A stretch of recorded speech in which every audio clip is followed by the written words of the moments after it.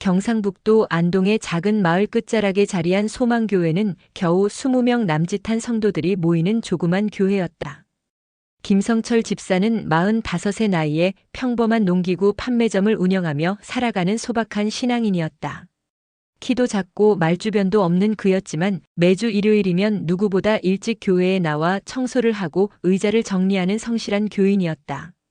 어느 겨울 주일 저녁 담임 목사의 설교 말씀이 그의 마음 깊숙이 박혔다. 한 영혼이 천하보다 귀하다 하셨습니다. 여러분, 우리는 과연 한 영혼을 위해 얼마나 애쓰고 있습니까? 목사님의 간절한 음성이 교회 안을 울렸다. 한 사람이라도 좋습니다. 한 영혼이라도 주님께 인도하시길 바랍니다. 그날 밤 성철 집사는 잠을 이루지 못했다. 마음 한구석에서 무언가가 꿈틀거리고 있었다. 나 같은 사람이 과연 누구를 전도할 수 있을까? 거울 앞에 선 자신의 모습은 영 보잘것없어 보였다. 말도 어눌하고 성경 지식도 부족한 자신이 누구에게 복음을 전할 수 있을까 의문이 들었다. 하지만 새벽 기도 시간에 읽은 성경 구절이 그의 마음을 뒤흔들었다. 내 은혜가 내게 족하도다 이는 내 능력이 약한 데서 온전하여짐이라. 바울의 고백이 그의 가슴을 파고들었다. 아, 하나님께서는 연약한 나를 통해서도 일하실 수 있구나. 이틀 후 수요일 오후 성철 집사는 떨리는 마음으로 작은 가방에 성경 몇 권과 전도지를 넣고 안동 시내로 향했다. 터미널 앞 벤치에 앉아 한참을 망설이다가 지나가는 한 아주머니에게 용기를 내어 다가갔다. 안녕하세요, 혹시 시간이 조금 있으시다면. 목소리가 떨렸다. 손도 떨렸다. 하지만 아주머니는 생각보다 친절하게 멈춰 서 주었다. 예수님께서 아주머니를 정말 사랑하십니다. 준비해온 말들은 다 잊어버리고 입에서 나온 것은 이 한마디였다. 소박하지만 진심이 담긴 그 말에 아주머니의 표정이 부드러워졌다. 어머, 정말요? 요즘 힘든 일이 많아서. 그렇게 첫 번째 만남이 시작되었다. 아주머니는 박술래 씨로 남편의 사업 실패로 어려움을 겪고 있던 상황이었다. 성철 집사는 어설프게나마 성경 말씀을 나누었고 다음 주 일요일 교회에 나와보라고 권했다. 일요일 오전 정말로 박술래 씨가 교회에 나타났을 때 성철 집사의 기쁨은 말로 표현할 수 없었다. 정말로 하나님께서 역사하신다. 그의 믿음에 작은 불씨가 타오르기 시작했다. 박술래 씨는 그날 예배를 드리며 눈물을 흘렸다. 오랫동안 잊고 살았던 마음의 평안을 되찾는 느낌이었다. 그리고 그 다음 주에도 꾸준히 교회에 나오기 시작했다. 성철 집사는 용기를 얻었다. 매주 수요일과 토요일이면 안동 시내로 나가 사람들에게 복음을 전하기 시작했다. 처음에는 긴장해서 말도 제대로 못하고 거절당하면 한없이 작아지곤 했다. 하지만 예수님께서 당신을 사랑하십니다라는 그 한마디만은 언제나 진심으로 전할 수 있었다. 두 번째 사람은 시장에서 과일 장사를 하는 김상구 씨였다. 처음에는 종교는 싫다며 손사래를 쳤지만 성철 집사가 몇 번이나 찾아가 정성스럽게 대화를 나누자 마음을 열기 시작했다. 특히 성철 집사가 비 오는 날에도 우산 하나 들고 찾아와 안녕하신지 궁금해서 왔어요 라고 말할 때 김상구 씨의 마음 깊은 곳이 움직였다. 세 번째는 학교 앞 문방구를 운영하는 최영자 씨였다. 자녀 교육 문제로 고민이 많던 그녀에게 성철 집사는 하나님께서 좋은 길로 인도해 주실 거예요 라며 위로했다. 말은 서툴렀지만 그 진심만큼은 최영자 씨의 마음에 고스란히 전해졌다. 석 달이 지나자 소망교회의 출석 성도가 20명에서 30명으로 늘었다. 성철 집사가 전도해 온 사람들이 하나둘씩 교회의 가족이 되어간 것이다. 담임 목사는 놀라워했고 다른 성도들도 성철 집사를 신기하게 바라보기 시작했다. 성철 집사님, 어떻게 그렇게 전도를 잘하시나요? 다른 집사들이 물었다. 저는 특별한 건 없어요. 그냥 예수님께서 그분들을 사랑하신다는 걸 말씀드리는 것뿐이에요. 성철 집사의 대답은 언제나 소박했다. 하지만 그 소박한 진심 속에 하나님의 역사가 함께하고 있었다. 그는 날마다 전도할 사람들을 위해 기도했고 만날 때마다 그들의 안부를 진심으로 걱정했다. 복음을 전하는 것보다 먼저 한 인간으로서 따뜻한 관심을 보였고 그것이 사람들의 마음을 여는 열쇠가 되었다. 첫 해가 끝날 무렵 성철 집사는 작은 수첩에 기록을 해보았다. 1년 동안 총 15명에게 복음을 전했고 그중 8명이 교회에 출석하게 되었다. 물론 중간에 그만 나온 사람들도 있었지만 그것조차 하나님의 뜻이라고 받아들였다. 하나님 감사합니다. 이 연약한 종을 통해서도 이런 놀라운 일을 행하시니 감사합니다. 앞으로도 한 영혼이라도 더 주님께 인도할 수 있도록 도와주세요. 그의 기도는 간절했고 하나님께서는 그 기도에 응답하기 시작하셨다. 성철 집사의 전도 여정은 이제 막 시작되었고 앞으로 19년간 계속될 놀라운 하나님의 역사의 서막이 올랐다. 전도를 시작한 지 2년째 되던 해 성철 집사는 처음으로 큰 시련을 맞았다. 어느 토요일 오후 안동 중앙시장에서 한 중년 남성에게 다가가 평소처럼 복음을 전하려 했을 때였다. 예수님께서 당신을 사랑하십니다. 혹시 시간이 있으시다면. 뭐라고? 남자의 표정이 순식간에 일그러졌다. 또 예수쟁이구나. 지긋지긋해. 성철 집사가 건넸던 성경책을 그 남자는 거칠게 낚아채더니 바닥에 내동댕이 쳤다. 성경책이 진흙탕에 떨어지며 더러워졌고 주변 사람들의 시선이 일제히 성철 집사에게 집중되었다. 당신들 같은 사람들 때문에 사회가 병드는 거야. 그만 좀 해. 남자는 욕설을 퍼부으며 사라졌고 성철 집사는 진흙탕에 떨어진 성경책을 주워들고 한참을 그 자리에 서 있었다. 부끄러움과 당황스러움이 밀려왔지만 더 큰 것은 마음의 상처였다. 내가 잘못하고 있는 건 아닐까? 집에 돌아온 성철 집사는 아내 미경에게 그날 있었던 일을 털어놓았다. 미경은 남편의 상처받은 모습을 보며 마음이 아팠다. 여보, 그만 좀 해요. 당신이 나서서 그런 일을 할 필요가 뭐 있어요? 목사님도 계시고 다른 사람들도 있잖아요. 미경의 말에는 남편에 대한 걱정이 담겨 있었다. 성철 집사가 전도를 시작한 후로 집에 오는 시간도 늦어졌고 때로는 전도하다 만난 사람들을 집으로 초대해 밥을 먹이기도 했다. 가뜩이나 넉넉하지 않은 살림에 부담이 되는 것도 있었지만 무엇보다 남편이 상처받는 모습을 보는 것이 견디기 어려웠다. 미경아, 나도 모르겠어. 하지만 하나님께서 하라고 하신 것 같은데. 성철 집사의 목소리에는 혼란이 묻어 있었다. 그 무렵 교회에서도 미묘한 반응들이 나타나기 시작했다. 어떤 성도들은 성철 집사의 열심을 부담스러워했고 너무 급하게 하는 것 아니냐는 의견도 있었다. 특히 기존 성도들 중 일부는 새로운 사람들로 인해 교회 분위기가 바뀌는 것을 못마땅해 했다. 성철 집사님이 데려오시는 분들 중에는 좀 어려운 분들이 많아요.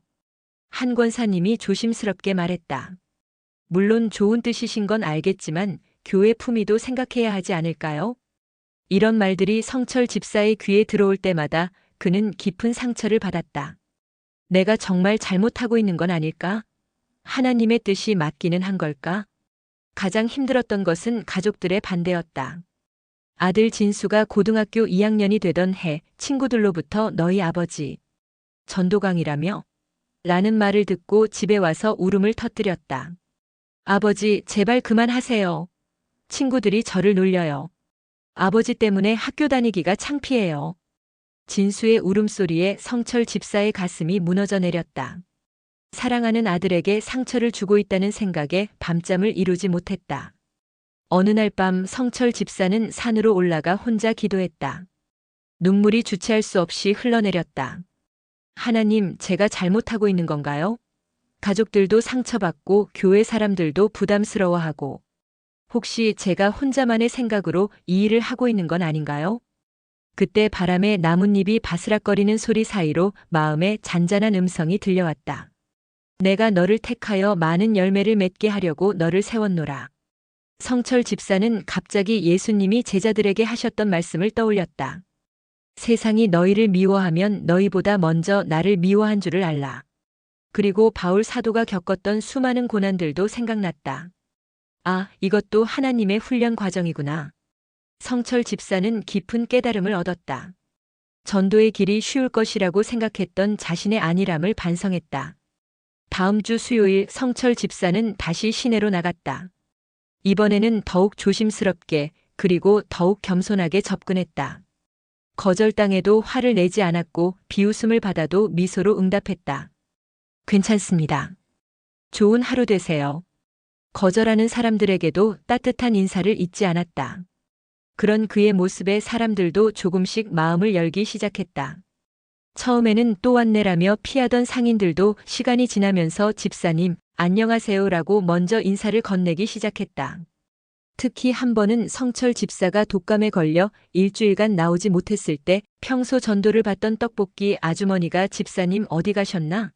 라고 물어보기도 했다. 그때 성철 집사는 깨달았다. 아, 내가 짐이 되는 게 아니라 이분들에게도 의미 있는 존재가 되어가고 있구나.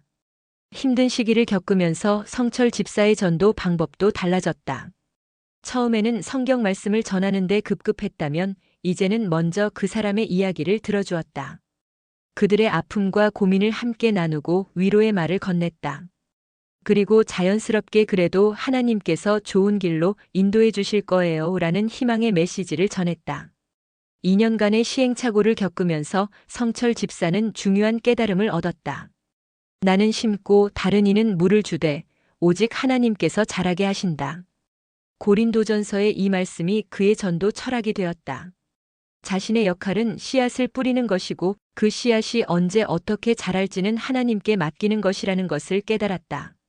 급하게 결과를 요구하지 않고 인내하며 기다리는 법을 배웠다. 그해 연말 성철 집사는 지난 2년을 돌아보며 감사 기도를 드렸다. 비록 많은 어려움이 있었지만 그 과정을 통해 자신이 더욱 성숙해졌음을 느꼈다. 그리고 무엇보다 하나님의 사랑이 얼마나 크고 깊은지를 체험했다. 하나님, 저의 연약함과 부족함에도 불구하고 이 일을 맡겨주셔서 감사합니다. 앞으로도 한 걸음씩 한 사람씩 주님의 사랑을 전하는 작은 도구로 사용해 주세요. 외면과 눈물의 시간을 지나면서 성철 집사는 더욱 단단한 믿음의 사람이 되어 있었다. 그리고 앞으로 펼쳐질 더 큰 하나님의 역사를 위한 준비가 완료되었다. 전도를 시작한 지 5년째 되던 해 성철 집사는 작지만 확실한 하나님의 역사를 목격하기 시작했다. 그동안 씨앗을 뿌리듯 전한 복음이 사람들의 마음속에서 싹을 틔우고 열매를 맺기 시작한 것이다. 가장 기억에 남는 것은 세탁소를 운영하는 박철수 씨의 변화였다. 3년 전 처음 만났을 때 박철수 씨는 알코올 중독으로 가정이 파탄 위기에 있던 상황이었다. 성철 집사가 세탁소 앞을 지날 때마다 술 냄새를 풍기며 비틀거리는 그의 모습을 자주 보았다. 집사님, 저 같은 인간도 하나님이 받아주실까요? 어느 날 박철수 씨가 울면서 물었다. 아내가 아이들을 데리고 친정으로 가버린 후 혼자 남은 그는 절망에 빠져 있었다. 하나님은 죄인을 부르러 오셨어요. 박 사장님 같은 분을 더욱 사랑하세요. 성철 집사는 진심으로 대답했다. 그날부터 박철수 씨는 교회에 나오기 시작했다. 처음에는 술을 완전히 끊지 못해 예배 중에 술 냄새가 날 때도 있었지만 교회 성도들은 따뜻하게 품어주었다. 성철 집사도 매일 그를 위해 기도했고 틈틈이 세탁소에 들러 안부를 물었다. 1년이 지나자 기적이 일어났다. 박철수 씨가 완전히 금주에 성공한 것이다. 그리고 간절한 기도 끝에 떠났던 아내와 아이들도 집으로 돌아왔다. 박철수 씨는 눈물을 흘리며 간증했다. 하나님께서 제게 새 생명을 주셨습니다. 집사님이 저를 포기하지 않고 계속 찾아와 주셔서 오늘의 제가 있습니다. 두 번째 열매는 학원을 운영하는 김영희 원장이었다. 처음 만났을 때 그녀는 극심한 우울증으로 고생하고 있었다. 학원 운영의 어려움과 개인적인 고민들이 겹치면서 삶의 의미를 잃어가고 있던 상황이었다. 성철 집사는 몇 달 동안 꾸준히 그녀를 찾아가 대화를 나누었다. 성경 말씀보다는 먼저 그녀의 마음을 들어주었다. 그리고 조금씩 희망의 메시지를 전했다. 원장님, 하나님께서는 원장님을 통해 많은 아이들을 가르치는 귀한 일을 맡기셨어요. 지금은 힘들어도 분명히 좋은 날이 올 거예요. 김영애 원장은 성철 집사의 꾸준한 관심과 사랑에 마음을 열기 시작했다. 교회에 나와 예배를 드리면서 서서히 마음의 평안을 찾아갔다. 특히 찬양 시간에 눈물을 흘리며 하나님의 위로를 받곤 했다. 6개월 후 김영애 원장은 완전히 달라진 사람이 되어 있었다.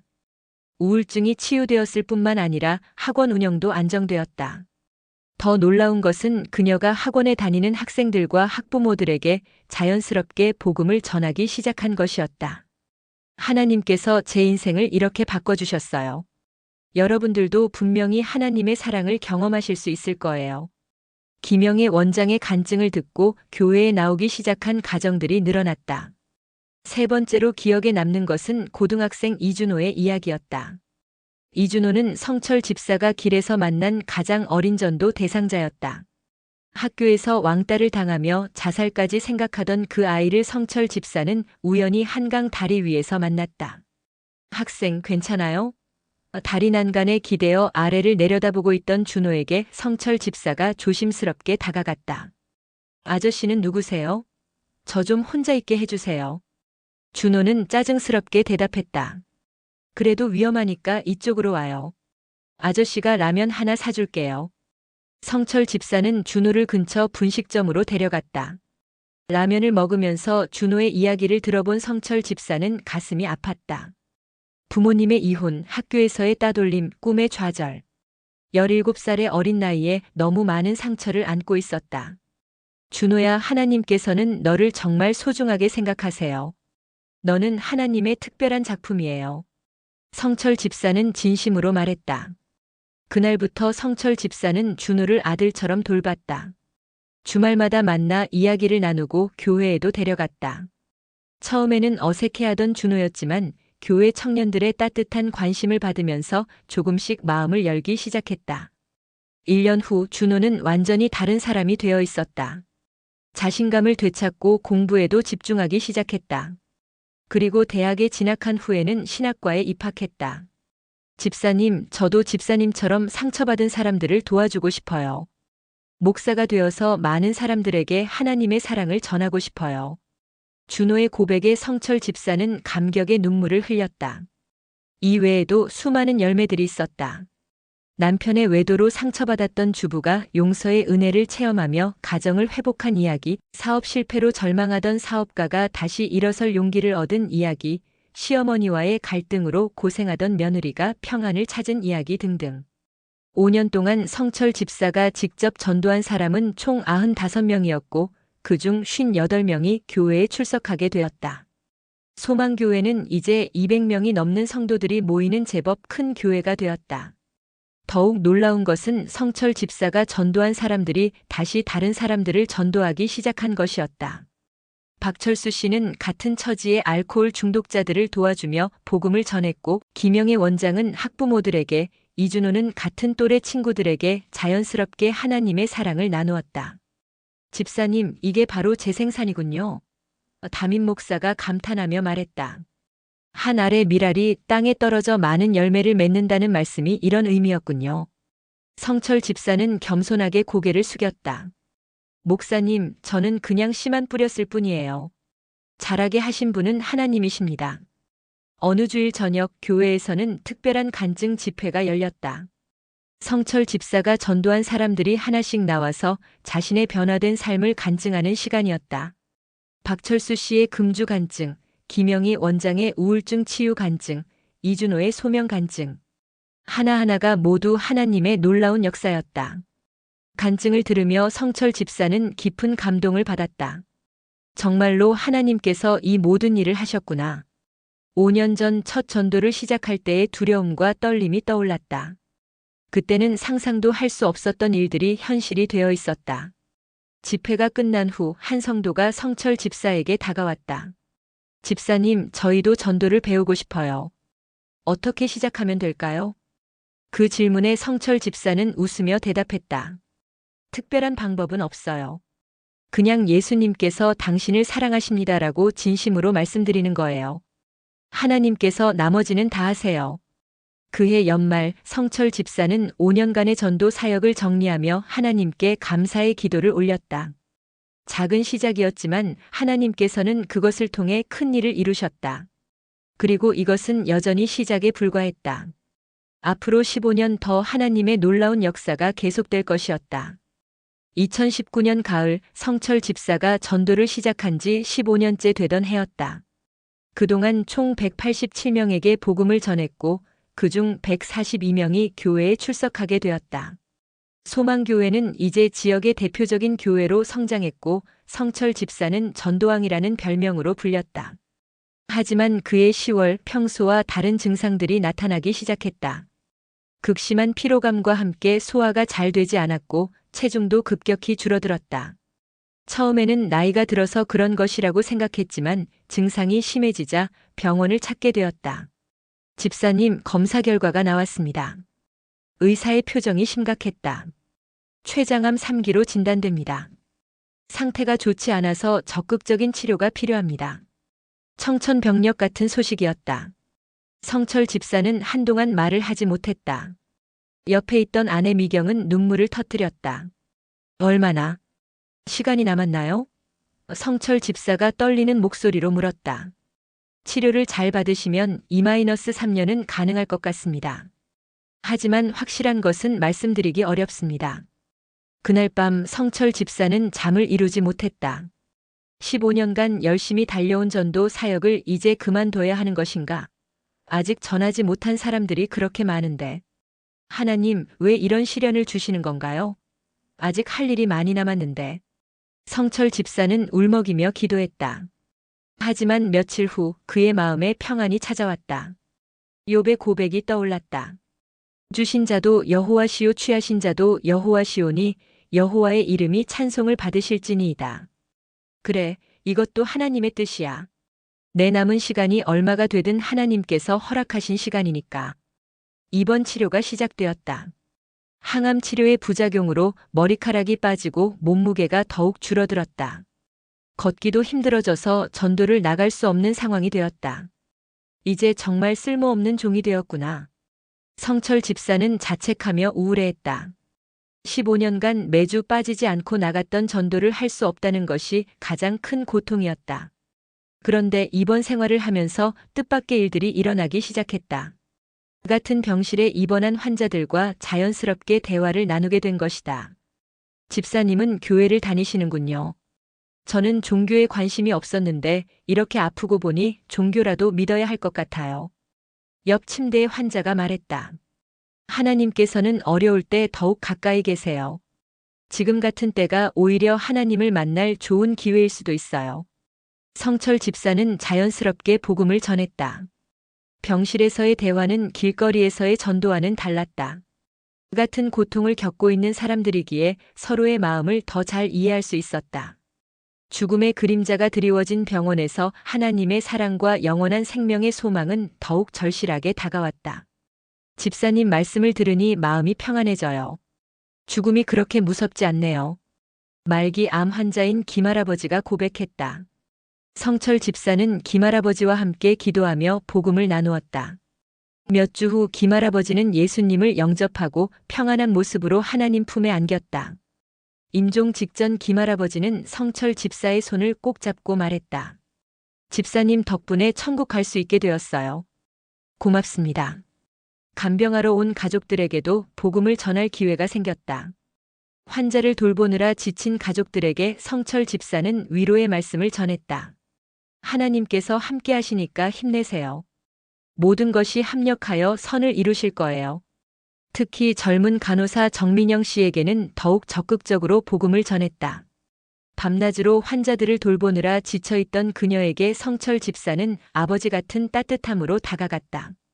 민영 씨, 이 일이 정말 힘들죠? 하지만 환자들을 돌보는 일은 하나님이 기뻐하시는 귀한 일이에요. 집사님, 저는 종교가 없어서 잘 모르겠어요. 민영 씨가 수줍게 대답했다. 종교가 문제가 아니에요. 하나님의 사랑을 받아들이는 것이 중요하죠. 민영 씨 같은 분을 하나님께서 더욱 사랑하세요. 성철 집사의 꾸준한 관심과 사랑에 민영 씨는 조금씩 마음을 열기 시작했다. 그리고 몇 달 후에는 교회에 나와 예배를 드리게 되었다. 병원에서의 전도는 길거리에서의 전도와는 또 다른 의미가 있었다. 생명의 한계를 절감하는 곳에서 전하는 영원한 생명의 소망은 더욱 진실하게 다가왔다. 자신도 죽음을 앞두고 있는 상황에서 전하는 복음은 더욱 간절하고 진심이 담겨 있었다. 6개월간의 입원 생활 동안 성철 집사는 병원에서만 23명에게 복음을 전했다. 환자 12명, 보호자 7명, 의료진 4명이었다. 그중 16명이 예수님을 영접했고 9명이 교회에 출석하게 되었다. 아, 하나님께서는 이곳에서도 일하고 계시는구나. 성철 집사는 깊은 감동을 받았다.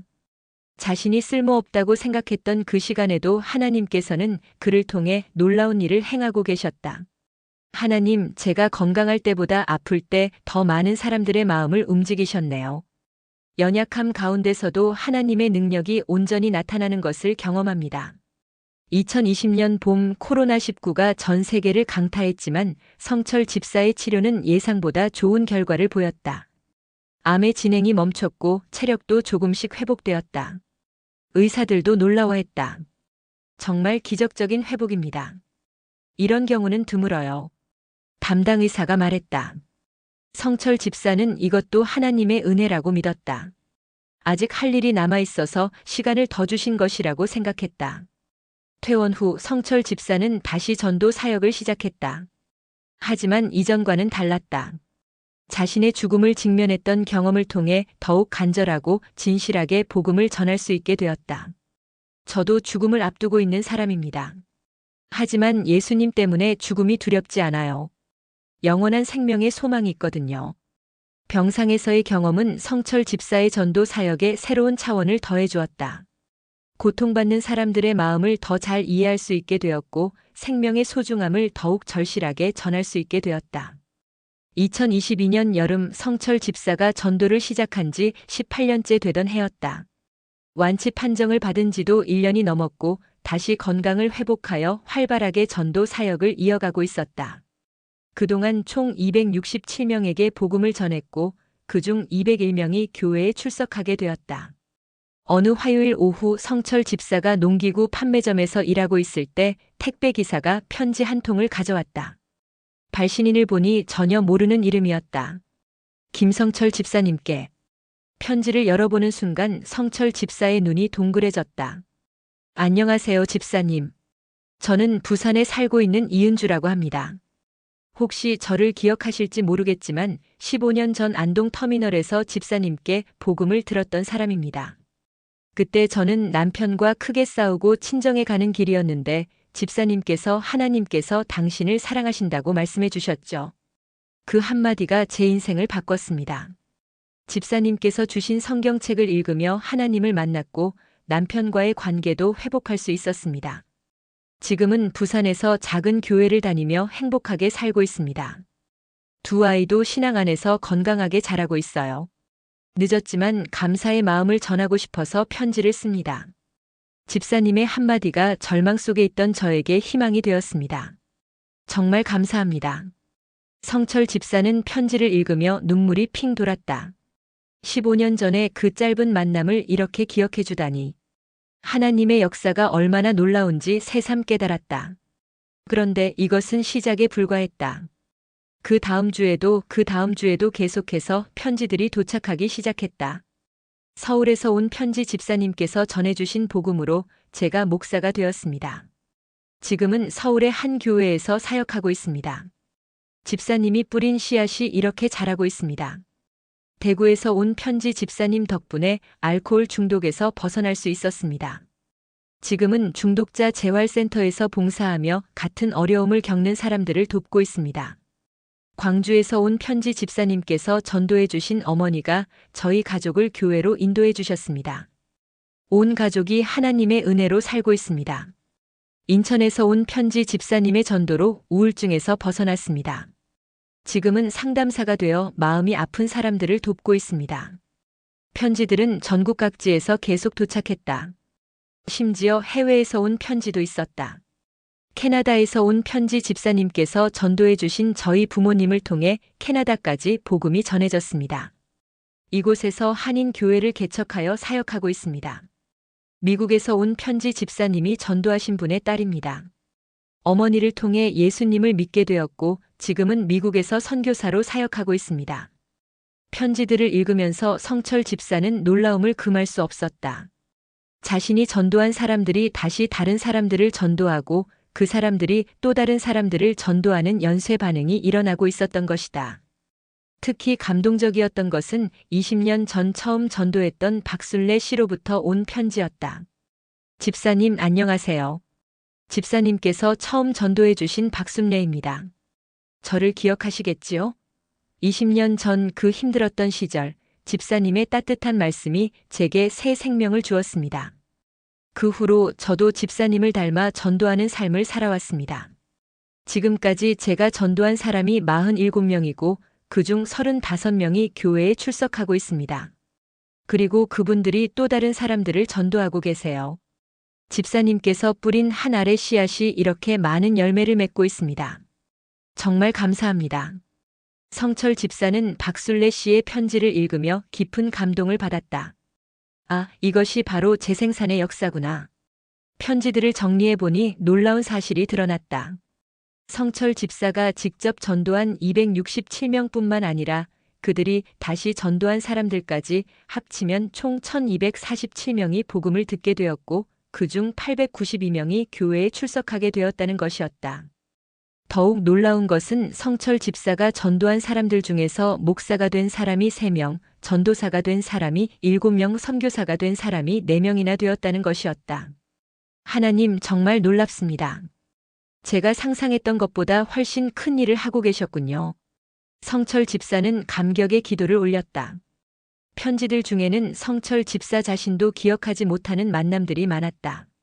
잠깐 스쳐 지나가며 나눈 짧은 대화, 길에서 나누어준 작은 전도지, 버스 안에서의 간단한 인사.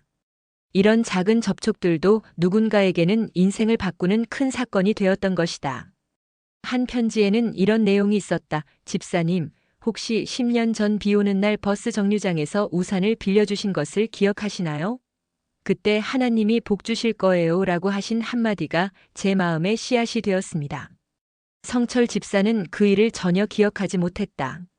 하지만 그 작은 친절과 한마디가 누군가에게는 하나님을 만나는 첫걸음이 되었던 것이다. 편지들을 읽으면서 성철 집사는 깨달았다. 내가 한 것은 정말 작은 일이었구나. 하나님께서 그 작은 일을 통해 이렇게 큰 역사를 이루셨구나. 매일 도착하는 편지들 때문에 성철 집사의 집은 마치 우체국 같았다. 아내 미경도 편지들을 읽으며 눈물을 흘렸다. 여보, 당신이 이렇게 많은 사람들의 인생을 바꿔놓았다니. 정말 자랑스러워요. 내가 한 게 아니야. 하나님이 하신 일이지. 성철 집사는 겸손하게 대답했다. 편지들 중에는 감사의 표현과 함께 후원금을 보내온 것들도 있었다. 집사님의 전도 사역에 작은 도움이 되었으면 합니다라는 메모와 함께였다. 성철 집사는 그 돈들을 모아서 더 많은 전도지를 만들고 성경책을 구입하는 데 사용했다. 3개월 동안 도착한 편지는 총 347통이었다. 전국 각지는 물론 해외에서까지 온 편지들이었다. 각각의 편지에는 성철 집사의 전도로 인해 변화된 삶의 이야기들이 담겨 있었다. 성철 집사는 편지들을 소중히 보관하며 하나하나 답장을 써보냈다. 여러분의 변화된 삶이 제게 큰 기쁨과 감사가 됩니다. 앞으로도 하나님의 사랑을 많은 사람들에게 전해주세요. 편지들을 통해 성철 집사는 자신이 얼마나 큰 하나님의 역사에 동참하고 있었는지 깨달았다. 그리고 앞으로도 계속해서 이 귀한 사명을 감당해야겠다는 다짐을 새롭게 했다. 2024년 가을 성철 집사가 전도를 시작한 지 꼭 20년이 되던 해였다. 그동안의 모든 기록을 정리해 본 결과 직접 전도한 사람은 정확히 300명이었고 그중 237명이 교회에 출석하게 되었다. 그리고 그들을 통한 2차, 3차 전도까지 합하면 총 2,847명이 복음을 듣게 되었고 1,923명이 교회에 출석하게 되었다. 이 놀라운 수치에 많은 사람들이 관심을 갖기 시작했다. 다른 지역 교회들에서도 성철 집사의 전도 방법을 배우고 싶어 했고 간증 요청이 끊이지 않았다. 성철 집사님, 저희 교회에서 전도 세미나를 해주실 수 있나요? 집사님의 전도 노하우를 좀 가르쳐 주세요. 하지만 성철 집사는 이런 요청들을 받을 때마다 당황스러워했다. 자신에게는 특별한 노하우나 비법이 있다고 생각하지 않았기 때문이다. 저는 그냥 예수님께서 당신을 사랑하십니다라고 말씀드렸을 뿐이에요. 특별한 방법은 없습니다. 하지만 사람들은 그의 겸손한 대답에 더욱 감동받았다. 그리고 마침내 안동지역교회 연합회에서 성철 집사를 위한 특별 간증 집회를 열기로 결정했다. 2024년 11월 17일 주일 오후 안동시민회관에서 한 영혼, 천의 기쁨 -20년 전도의 기적 간증 집회가 열렸다. 예상보다 많은 사람들이 몰려와 1200석 회관이 만석을 이뤘다. 안동 지역뿐만 아니라 전국 각지에서 온 사람들도 있었다. 특히 감동적이었던 것은 성철 집사가 전도한 사람들이 대거 참석한 것이었다. 20년 전 첫 번째로 전도했던 박술래 씨부터 시작해서 알코올 중독에서 회복된 박철수 씨 목사가 된 이준호, 해외에서 선교사로 활동하는 사람들까지 무려 180여 명이 집회에 참석했다. 성철 집사가 무대에 오르자 장내에는 뜨거운 박수가 터져나왔다. 하지만 그는 여전히 수줍고 겸손한 모습이었다. 안녕하세요. 이렇게 큰 집회에서 간증할 기회를 주셔서 감사합니다. 성철 집사의 첫 마디는 소박했다. 하지만 먼저 말씀드리고 싶은 것은 지난 20년간의 모든 일은 제가 한 것이 아니라 하나님께서 하신 일이라는 것입니다. 그의 말에 회장 안이 조용해졌다. 사람들은 진심이 담긴 그의 음성에 집중했다. 20년 전 처음 전도를 시작할 때 저는 정말 부족한 사람이었습니다. 말주변도 없고 성경 지식도 부족했죠. 하지만 하나님께서는 그런 저를 사용하셨습니다. 성철 집사는 20년간의 여정을 차근차근 나누기 시작했다. 첫 번째 전도 대상자였던 박술래 씨와의 만남, 수많은 거절과 상처, 가족들의 반대, 그리고 병상에서의 깨달음까지. 저는 그냥 씨앗만 뿌렸을 뿐입니다. 땅을 갈고 물을 주고 자라게 하신 분은 오직 하나님이셨습니다. 그때 객석에서 한 사람이 일어섰다. 박술래 씨였다. 집사님, 제가 한 말씀 드려도 될까요? 성철 집사가 놀란 표정으로 고개를 끄덕이자 박술래 씨가 마이크를 잡고 말했다.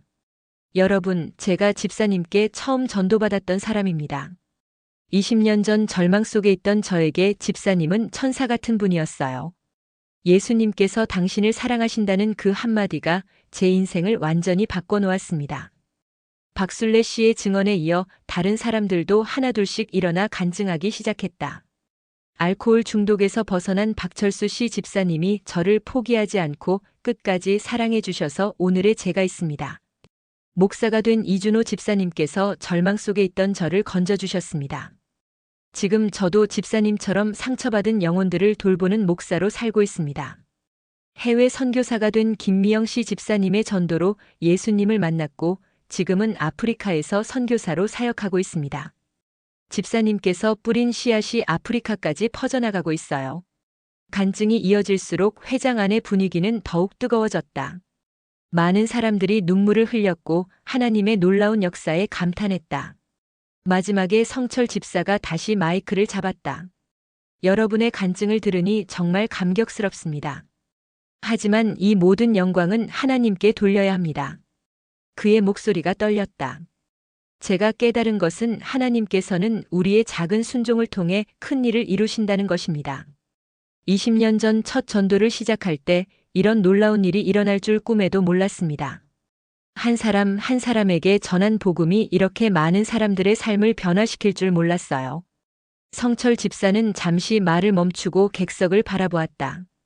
자신이 전도한 사람들 그리고 그들을 통해 변화된 수많은 사람들이 한자리에 모여 있는 모습이 기적 같았다.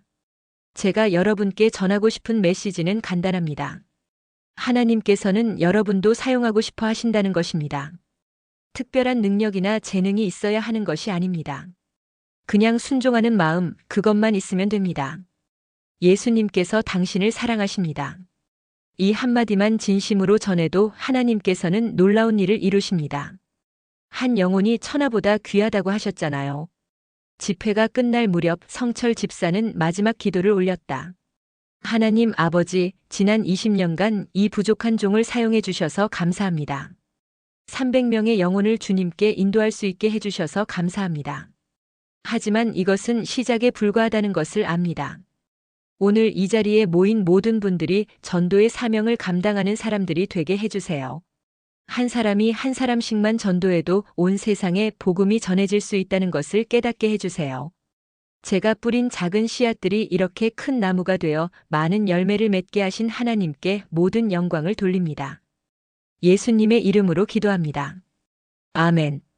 기도가 끝나자 회장 전체가 기립박수로 화답했다. 박수는 5분 넘게 계속되었고 많은 사람들이 눈물을 흘렸다.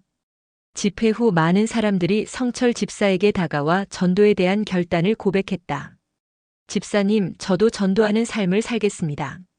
집사님의 간증을 듣고 정말 큰 감동을 받았어요. 저도 한 영혼이라도 주님께 인도하고 싶어요. 그날 밤 집에 돌아온 성철 집사는 아내 미경과 함께 조용히 차를 마시며 20년을 되돌아보았다. 여보, 20년 전에 이런 일이 일어날 줄 상상이나 했어? 미경이 물었다. 전혀 몰랐지. 그냥 목사님 말씀에 순종해서 한 사람이라도 전도해보자는 마음으로 시작했는데. 성철 집사가 대답했다. 그런데 정말 하나님이 하신 일이야. 나 같은 사람을 통해서 이런 놀라운 일을 이루시다니. 당신은 정말 하나님께 쓰임받는 사람이에요. 자랑스러워요. 미경이 남편의 손을 잡으며 말했다. 아니야. 나는 그냥 도구였을 뿐이야. 하나님께서 모든 일을 하셨어. 그날 밤 성철 집사는 깊은 잠에 들었다. 그의 꿈속에는 지난 20년간 만났던 수많은 사람들이 나타났다. 그들 모두가 밝은 미소를 지으며 감사합니다라고 말하고 있었다. 다음 날 아침 성철 집사는 평소처럼 새벽 기도를 드리며 하나님께 감사의 기도를 올렸다. 하나님 아버지, 지난 20년간 정말 감사했습니다. 앞으로 얼마나 더 시간을 주실지 모르겠지만 남은 생애도 오직 복음 전파를 위해 사용하겠습니다. 300명을 넘어 500명, 1000명까지 주님께서 허락하시는 한 계속 전도하겠습니다. 이 모든 영광을 주님께 돌리며 기도합니다. 아멘. 기도를 마친 성철 집사는 평소처럼 전도용 가방을 챙겼다. 오늘도 어디선가 복음을 기다리는 한 영혼이 있을 것이다. 그 영혼을 만나기 위해 성철 집사는 오늘도 길을 나선다. 20년간의 놀라운 여정은 끝이 아니라 새로운 시작이었다. 하나님의 사랑은 계속 흘러가고 성철 집사는 그 사랑의 통로가 되어 오늘도 한 걸음씩 나아간다. 한 영혼, 천의 기쁨. 이것이 바로 성철 집사가 깨달은 하나님의 마음이었다. 그리고 이 마음을 품고 그는 오늘도 전도의 길을 걷는다.